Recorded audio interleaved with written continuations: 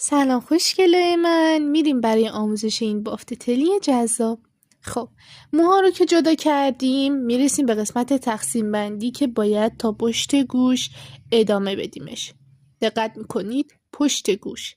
و بعد از این که مواد رو زدیم یه شونه کشی دیگه انجام میدیم و یه تقسیم بندی دیگه هم میریم تا خط تقسیممون خیلی تمیزتر از اول در بیاد.